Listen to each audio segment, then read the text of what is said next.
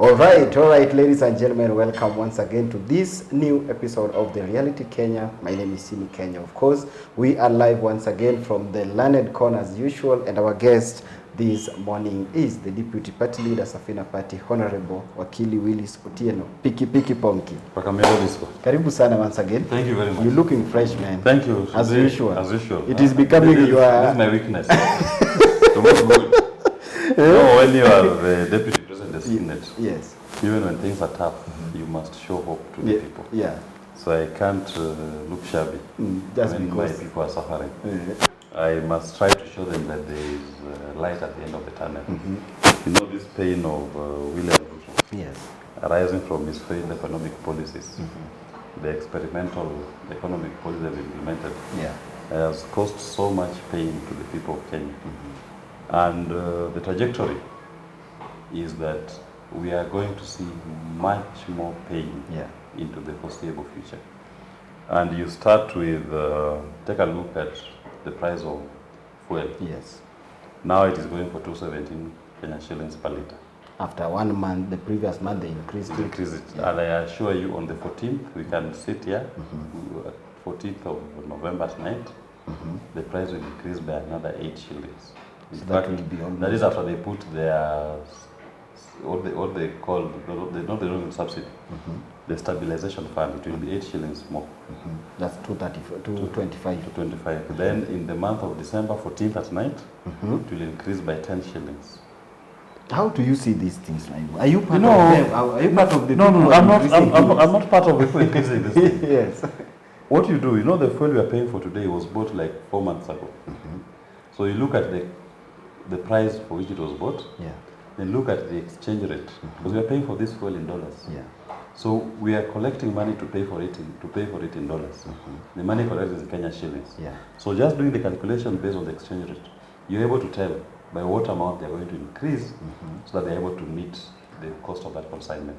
So in December it will increase. In January it will increase. In February it will increase. Our projection is up to March. So every month it will be increasing from between 7 to 10 shillings for the next 6 months. That is given. In fact, if the shilling keeps losing value to the dollar, then we do project that by April next year, a litre of fuel will be 300 Kenya shillings. I'm talking of 300 Kenya shillings per litre. And when you have that kind of increase in price of the fuel, you can imagine what it also does on the strength of the shilling. The shilling is weakening, it's losing value every day. And as I said, we trade internationally using the dollar. So our shilling versus the dollar is now becoming a very weak currency. You are going to see inflation here is rising at an amazing level. And Kenya Kwanza may be tempted to print money. And if they dare go that route, you will see pain in a way that you've never seen before. It will lead to high inflation. A price of bread, even the 1 loaf of bread will be 2,000 Kenya shillings. Because once you try to address the problem using printing money, it doesn't address the problem. It simply exacerbates it. It just makes the shilling worthless. Because a banknote is just a promise of a government that this is the value of a commodity. So if you provide it in huge numbers, then it loses that value. That sovereign bond behind it loses its value. So it becomes a worthless piece of paper. So it's too much, but it can not do much. It cannot do much because it's so available. So the value of the shilling will be weakening. So that is the pain that Kenyans need to prepare for and plan accordingly. And if you look at Kenya Kwanza, what they promised was going to be the solution to Kenya's problems on fuel and the dollar shortages was this G2G oil arrangement.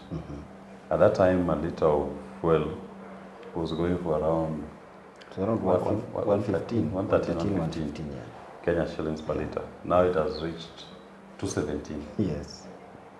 Now and the exchange rate that time, the exchange rate was the shilling was exchanging at 130, 132, and they had even promised the shilling would come down to between 120 to 115.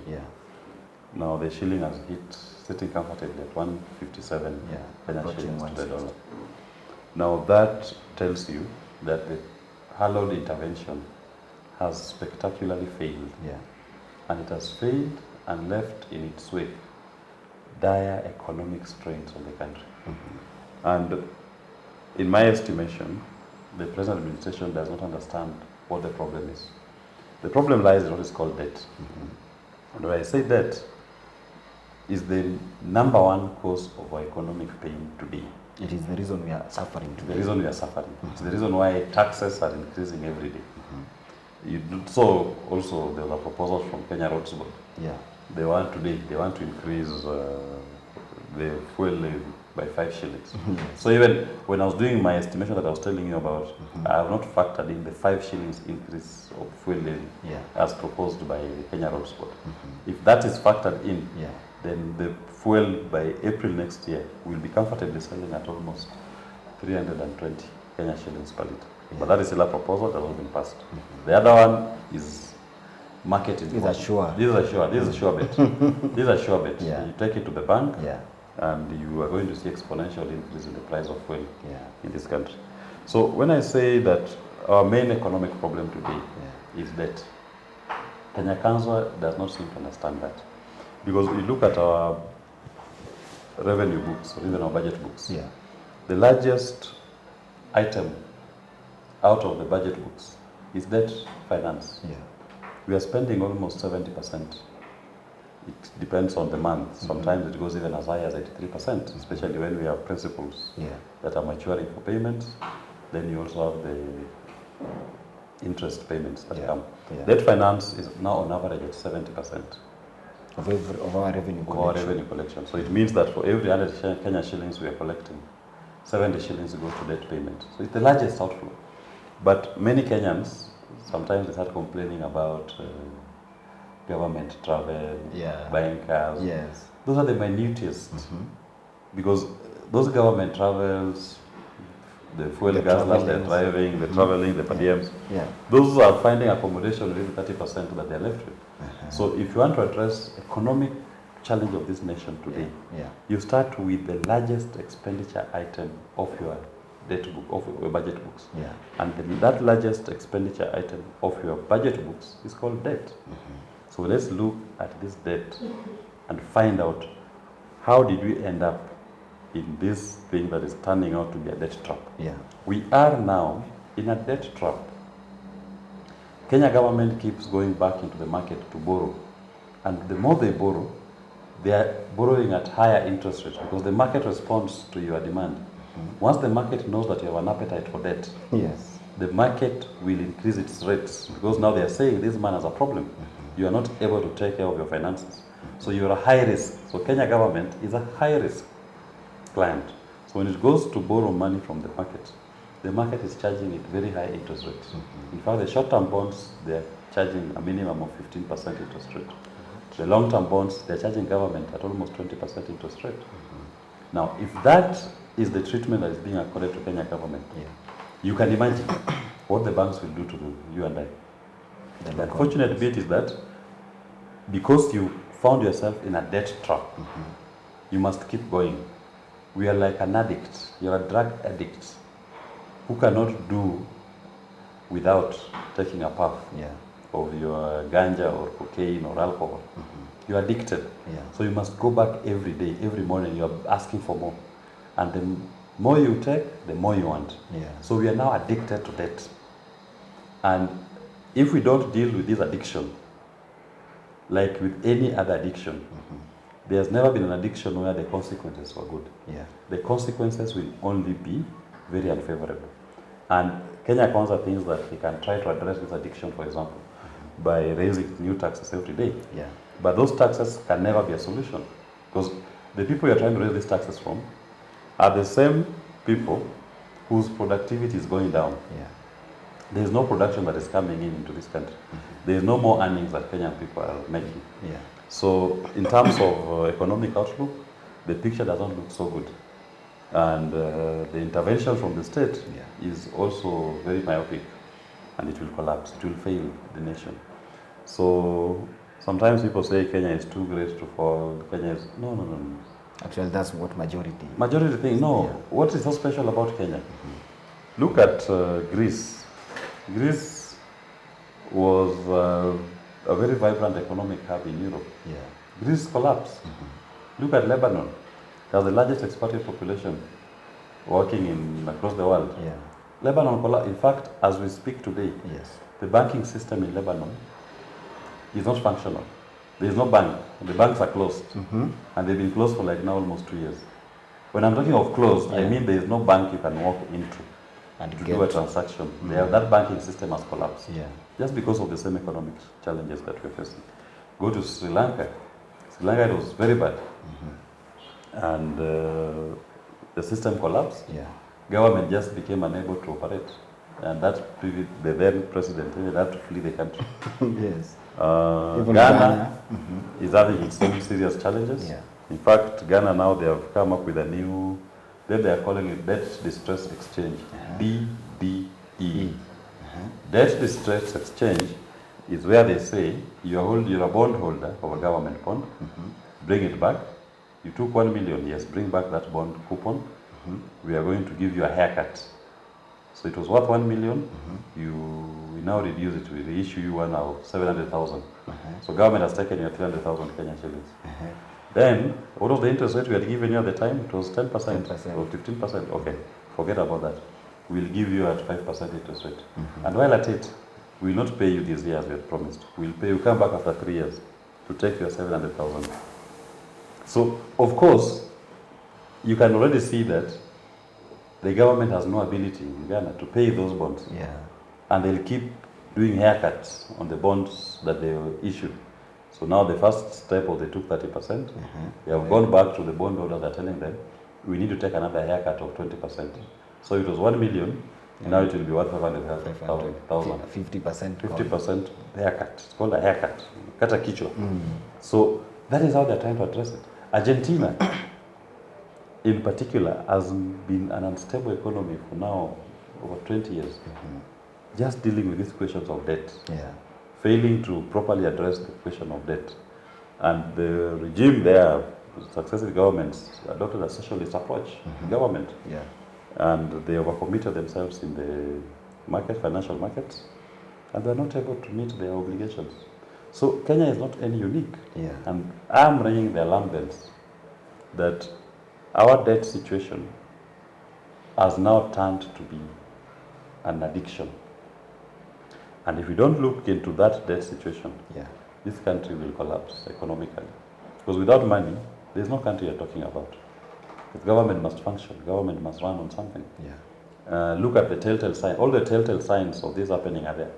Even those who have privy information within the echelons of government. Yeah.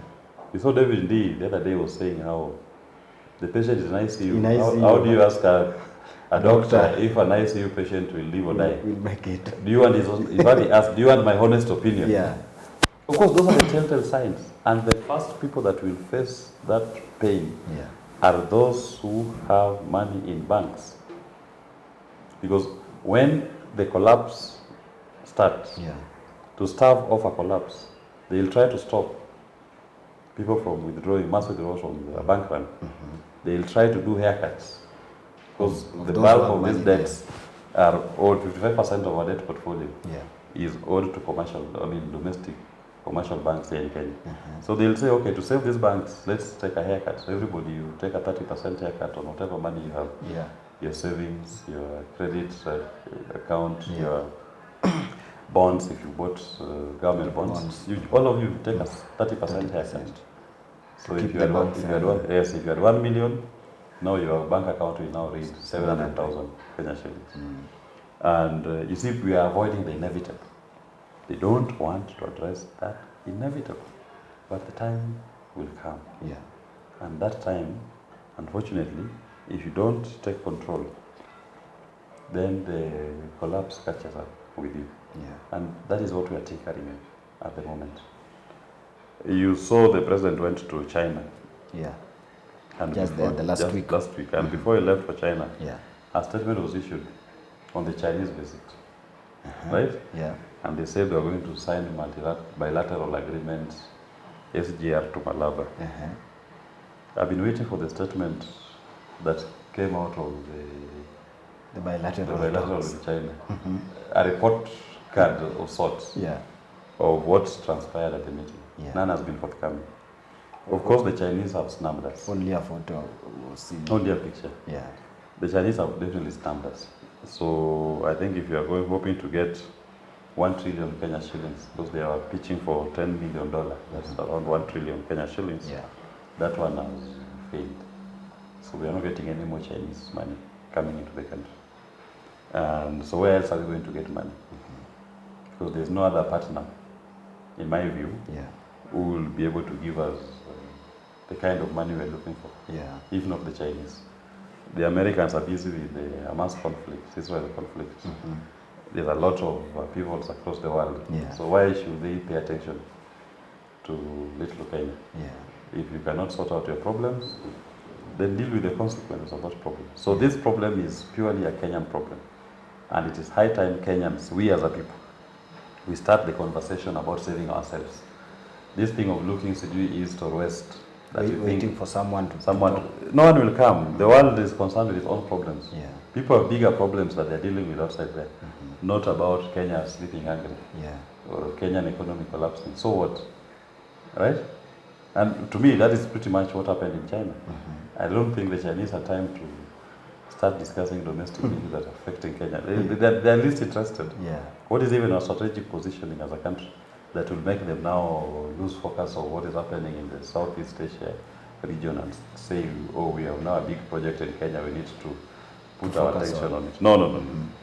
Our problems, Kenyan's problems will require Kenyan solutions. And the Kenyan people are the ones who need to have a candid discussion and conversation. How do we stem this imminent economic collapse? And my proposal as advanced by my party leader Jimmy Wanjigi, is we start by looking at where are we raking money? Where is the leak of most of our money? It's in debt. So, as I said, 70% of your budget expenditure is debt finance. So start there. Open those debt books. Look at them. Which one of these debts is legitimate? Which one is odious? Which one has been overpaid? Which one is being double paid? Do an audit. Are you sure that is happening? Overpayment, double payment? Yes, of course. Of course. We've done our audit. We've done our forensic audit. And we can tell you some of these debts have been paid before. Some of them, the interest rates keep increasing without being renegotiated. We are paying higher interest rates than what was signed before. So we are very clear. Some of these debts are even illegal. They were taken without the approval of our parliament. They were taken and they've been utilized in a manner that offends the provisions of Section 15 of the Public Finance Management Act, because debt is supposed to only be used for purposes of development finance. So you have huge debts here, and you ask yourself, which project did they go into? Which dam was used to build this? Was built using this money? Which road did it finance? Which geothermal plant did it finance? Nothing. But then the loan was taken. That's why we are saying some of this debt is odious. Because if that debt was taken in a way that offends the Public Finance Management Act and our Constitution, then as a country, that debt is an odious debt to us, and we don't have to pay for it.